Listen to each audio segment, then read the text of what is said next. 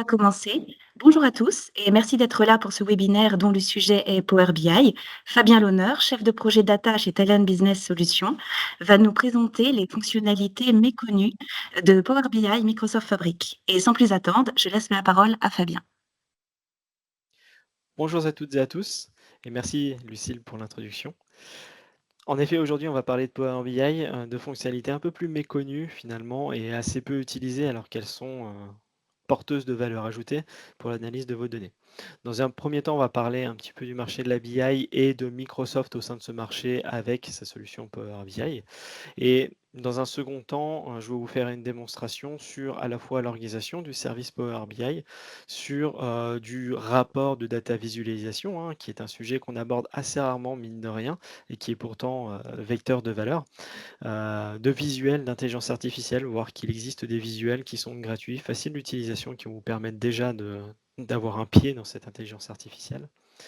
Et enfin, en termes de démonstration, on parlera des métriques, anciennement appelées goals, qui vont vous permettre en fait de suivre, voire même de saisir en fait des données à suivre de manière assez simple dans une interface plutôt intuitive. Et enfin, on parlera du futur déjà présent de la BI chez Microsoft, j'ai nommé Microsoft Fabric. Vous pouvez poser vos questions dans l'espace dédié à cet effet dans Teams. J'y répondrai à la fin de cette présentation. Je vous remercie par avance. Alors, si on commence déjà par le contexte et du marché de la BI, aujourd'hui, et en tout cas en 2025, c'est un marché qui est estimé à une croissance de 7,6% annuel pour atteindre 33,3 milliards d'euros d'ici 2025. Donc un marché assez important. Et assez important tout simplement parce qu'aujourd'hui 80%, mine de rien, des entreprises utilisent des outils de BI, parfois même sans le savoir. Il faut noter que ces entreprises qui utilisent la BI notent une productivité moyenne augmentée de 27%, ce qui est assez important, mais qui s'explique assez rapidement sur le fait qu'aujourd'hui, une bonne partie du temps finalement de nos utilisateurs, de nos clients, qui n'ont pas de BI est utilisé à pouvoir récupérer les données, les transformer, puis les exploiter. Donc c'est un temps qui est finalement perdu. Au sein des entreprises, aujourd'hui, 58% de ces entreprises estiment que la BI est très importante, voire critique. Donc on est vraiment aujourd'hui rentré dans un système critique, vu qu'on a besoin en fait de pouvoir traiter ces données pour prendre des décisions. Et c'est là où 91% des entreprises qui utilisent la BI finalement ont constaté une amélioration significative finalement de leur processus décisionnel. En effet, quand on a des données qui sont disponibles et quand on a des analyses qui sont pertinentes, il est plus facile forcément de prendre des décisions derrière. Parlons maintenant de Microsoft sur ce marché de la BI. Microsoft aujourd'hui, au travers du Magic Quadrant de Gartner, est positionné dans les leaders plutôt incontestés du secteur et ce depuis plusieurs années. La tendance a même, ça a tendance à même s'améliorer. Microsoft est de plus en plus dans cette position de leader parce qu'il fait partie de ces acteurs qui à la fois sont capables d'innovation. Power BI, il faut bien se dire que c'est des mises à jour tous les mois apportant des nouvelles fonctionnalités. Et à la fois en fait la capacité de mettre en place ça grâce à leur assise financière. Donc c'est ces deux grands points qui permettent aujourd'hui à Microsoft d'avoir une position leader incontestée sur le marché. Continuons avec cette fois-ci quelques chiffres sur Power BI. Aujourd'hui, c'est 36%, excusez-moi, de part de marché des plateformes BI en 2023. C'est un retour sur investissement estimé à 3 ans de 366%. Ceci rejoint directement finalement le chiffre qu'on avait précédemment sur le fait que aujourd'hui 91% des entreprises estiment que ça les aide dans leur process décisionnel, donc à optimiser finalement ses propres process en tant qu'entreprise et en plus de ça les gains de productivité de 27%. Et donc, si on est à 366% de ROI moyen sur 3 ans, on est à 100% en moins de 6 mois. Pourquoi? Parce que Power BI, en fait, c'est une solution qui est assez simple à mettre en place pour des besoins de base, des premiers besoins pour commencer à engranger de la donnée. et qui permet en plus, grâce à des licences qui sont assez peu coûteuses, de pouvoir voir rapidement ces données.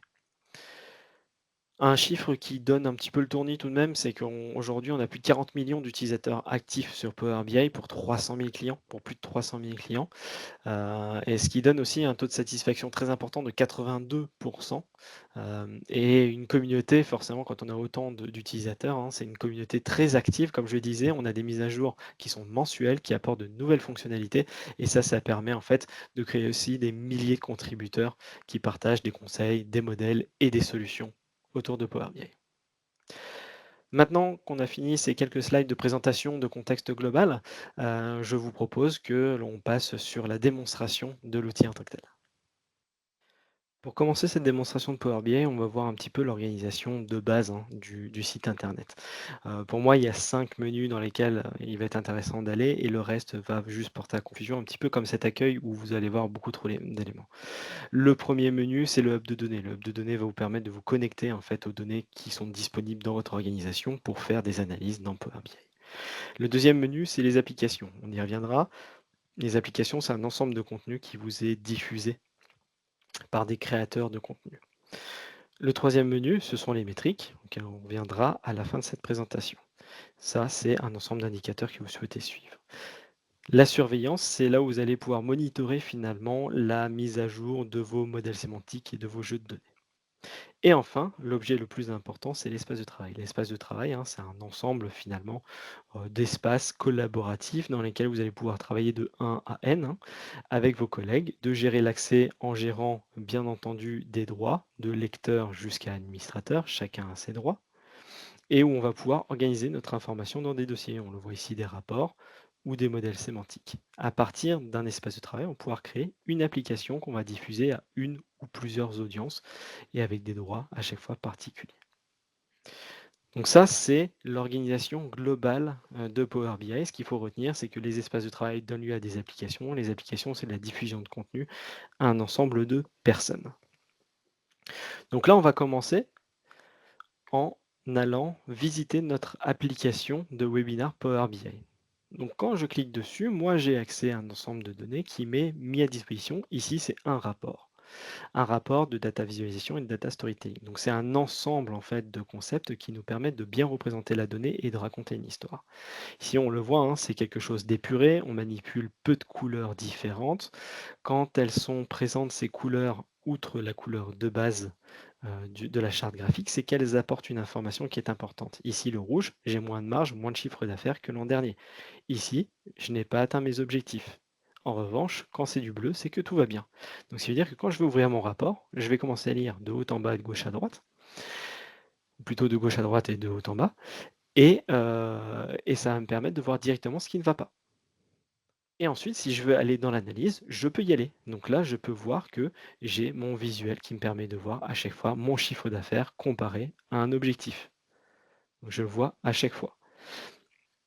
De la même manière, en dessous, j'ai des graphiques qui vont me permettre de rajouter un niveau d'analyse. Là, j'étais à la date, et bien là, je vais rajouter la notion de catégorie de produits. Typiquement, j'ai mes TV et vidéos.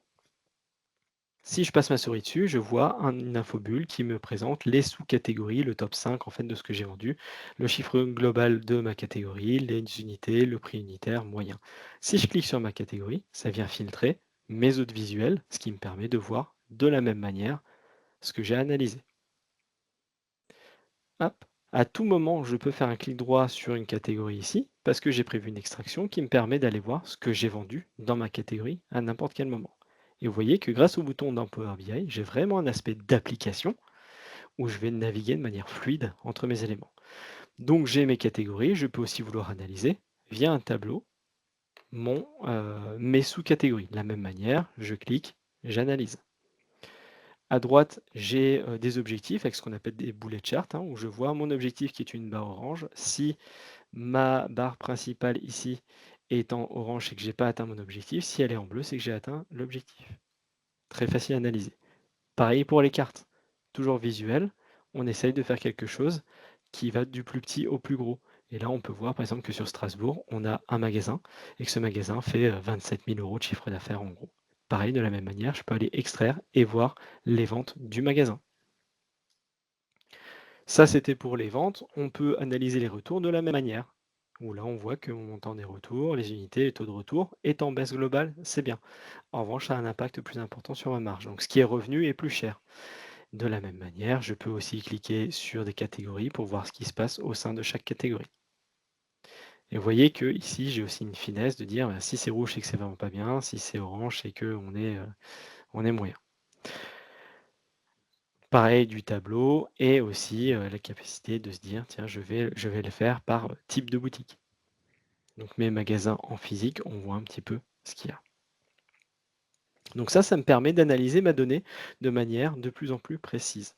Donc ça, c'est vraiment de la data visualisation et je vous encourage vraiment au sein de vos organisations à pousser en fait ce concept-là et à aller vers ces visualisations-là qui simplifient la lecture, hem, qui engrangent le plus d'utilisation, d'usage en fait de la part des utilisateurs qui vont être plus enclins à utiliser leur rapport parce que tout simplement, ils sont simples à utiliser et ils apportent une information qui est juste nécessaire et utile.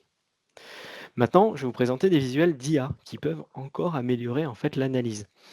À commencer par le plus important d'entre eux, à mon sens, qui est l'influenceur clé. L'influenceur clé va vous permettre en fait de trouver des corrélations entre des données. Ici, je veux analyser mes unités retournées et je veux savoir en fait ce qui influence le plus dans mon modèle de données les unités retournées en diminution.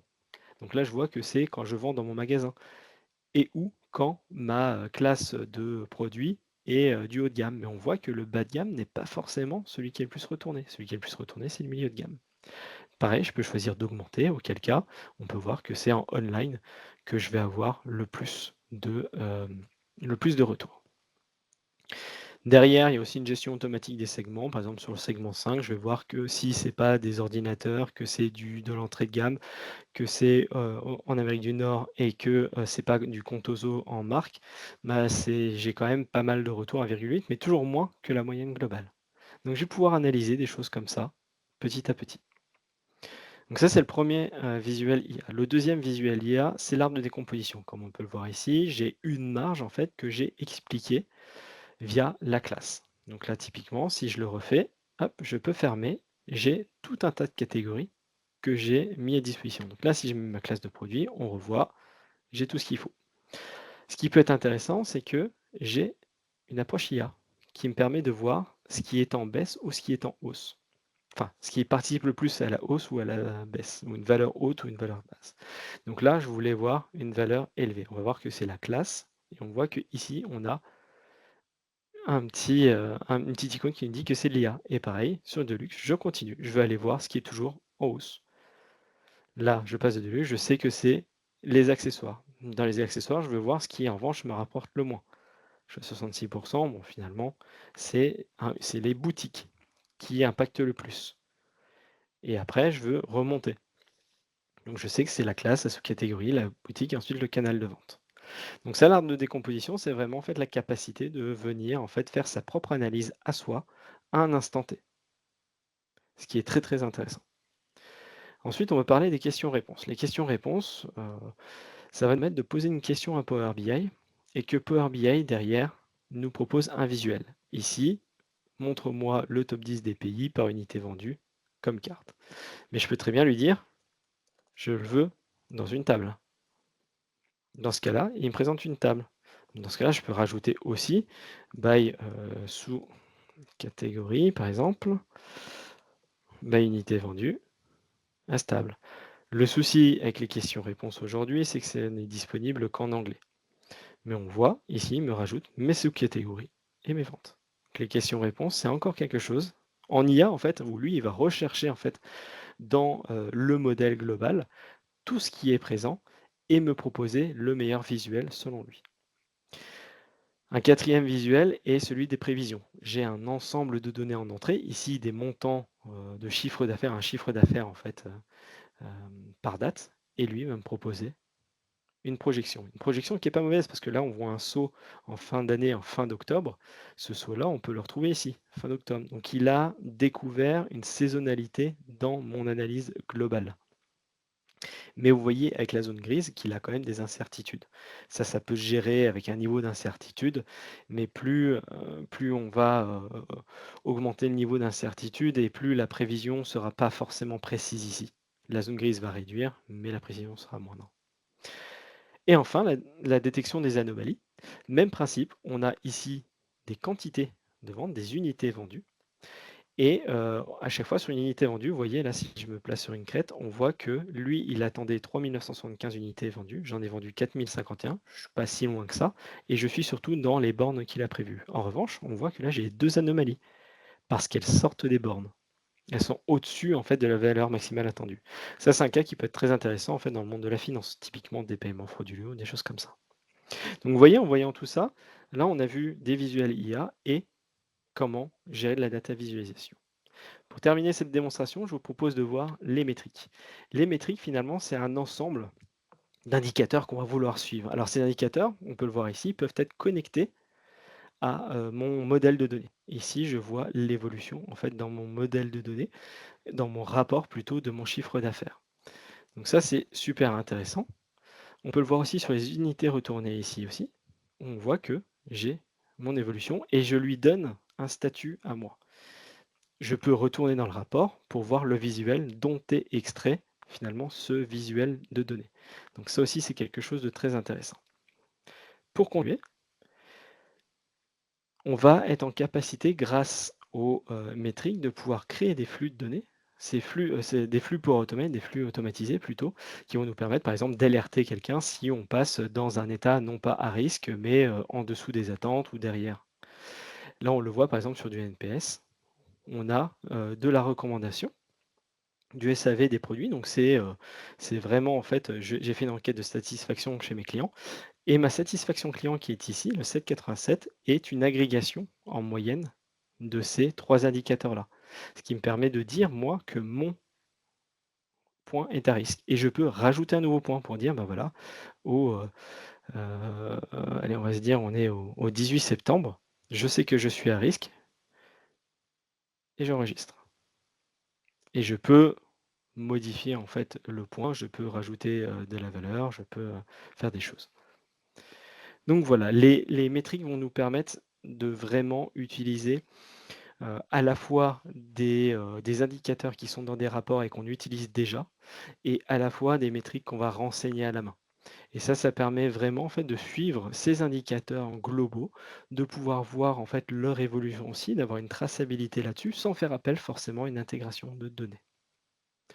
Donc voilà ce que l'on peut dire aujourd'hui, sur l'état de l'art de Power BI, des fonctionnalités qui sont un peu moins, utilisées. Voilà, maintenant qu'on a, parlé, des fonctionnalités un peu plus méconnues, voire non utilisées de Power BI, je souhaitais terminer cette présentation en faisant une ouverture vers Fabric pour un prochain webinar, et présenter rapidement le fait qu'aujourd'hui Fabric est un surensemble, heu, de Power BI qui lui-même fait partie donc de Fabric. Fabric vient combler finalement des lacunes, d'un outil comme Power BI qui est un outil très intéressant, mais qui va être un petit peu léger dès qu'on veut faire de l'exploitation de grands volumes de données. Donc pour ça, Heu, il vient, agréger dans une seule interface qui est celle de Power BI, l'expérience de plusieurs années de Synapse Analytics. Donc typiquement, c'est de pouvoir intégrer la donnée au travers de Data Factory, donc de récupérer, des données de, nombreuses sources de données, de les transformer de manière puissante pour aller les stocker dans un référentiel qui lui aussi sera solide et réutilisable. Ce référentiel, ça peut être un data lake et ça peut être un data warehouse. C'est aussi la capacité, de rentrer dans le monde de la data science, en faisant de l'entraînement d'algorithmes de machine learning et de l'exploitation de ces algorithmes-là. En plus de ça, Synapse nous permet, aujourd'hui de faire de l'analyse en temps réel, bon dépendant de la volumétrie, des sources de données certes, mais d'aller rechercher finalement de la donnée en temps réel et de l'afficher et de l'analyser, tout en créant des architectures lambda. C'est-à-dire que d'un côté, exploiter en temps réel la donnée et de l'autre côté, venir la stocker pour une analyse, à froid de celle-ci. Et enfin, Fabric apporte une nouveauté par rapport à Synapse, c'est, l'intégration de Data Activator qui nous permet aujourd'hui d'aller rechercher finalement, heu, du, call to action, c'est-à-dire, de partir de la donnée et de pouvoir en fait créer des alertes qui vont mener à des actions qui peuvent être réelles au travers de Data Activator.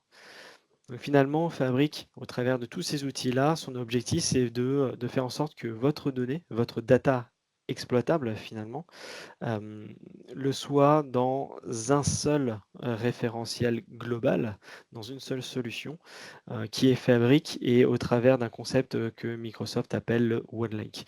OneLake, qui se veut être en tout cas le OneDrive de la donnée. Donc là où je vais stocker toute ma donnée, où je vais l'analyser et où je vais l'exploiter.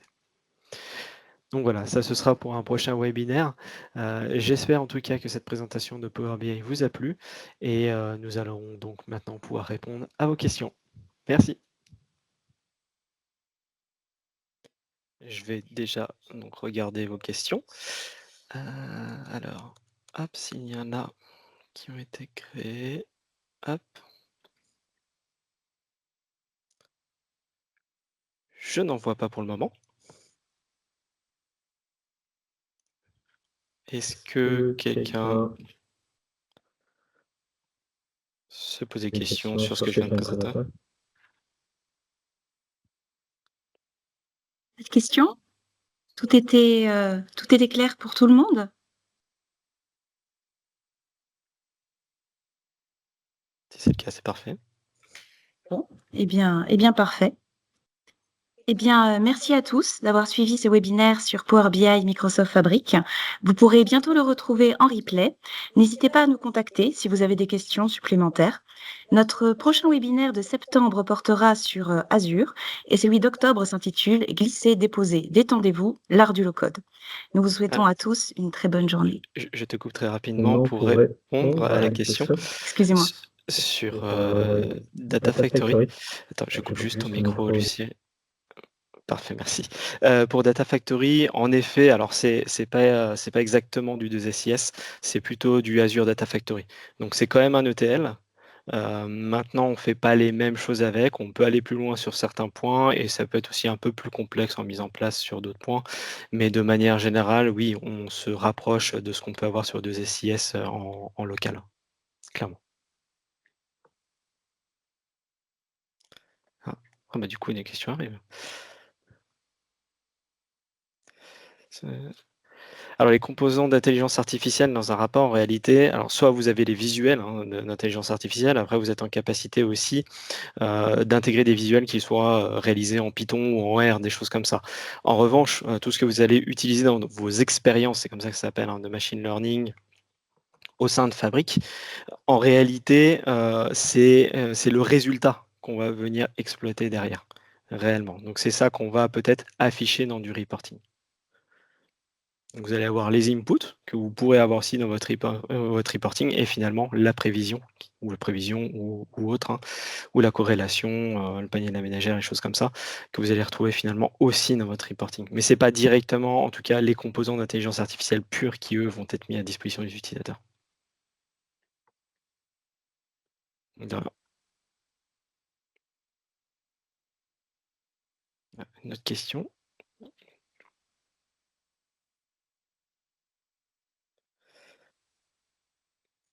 Alors l'IA de, Power BI, ça j'en ai pas parlé. Alors il y a toute une partie Copilot en effet. Un Copilot, aujourd'hui dans l'environnement Fabric, ça va être ça on pourra le présenter la prochaine fois, mais en gros, c'est soit dans Fabric et dans Power BI, c'est une aide à la création de rapports, à la création de mesures, à la création en fait d'intégration de données.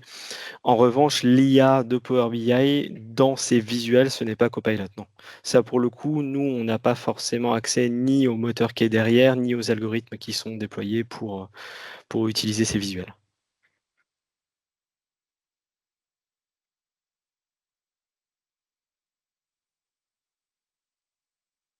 D'autres questions?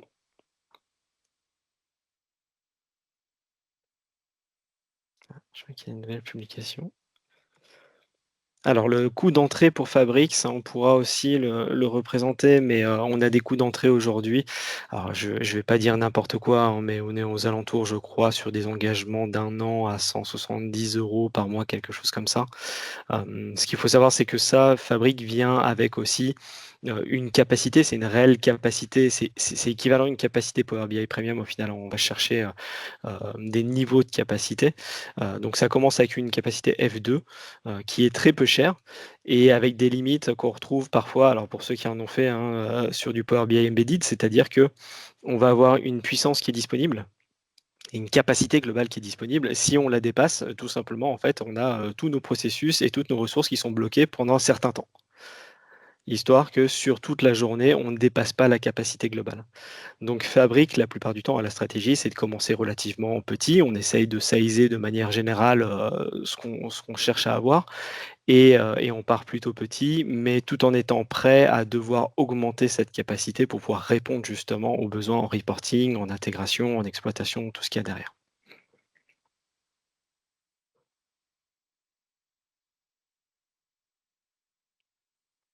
Je pense qu'on peut s'arrêter là. Bien entendu, si vous avez des questions, vous savez où nous trouver. Ça, il y a pas de souci là-dessus. Hem Et je pense qu'on Parfait, est il y a bon. pas Eh bien, cette fois, merci à tous et nous espérons vous voir nombreux, à notre prochain webinaire et nous vous souhaitons une très bonne journée à tous. Merci à merci à tous. tous.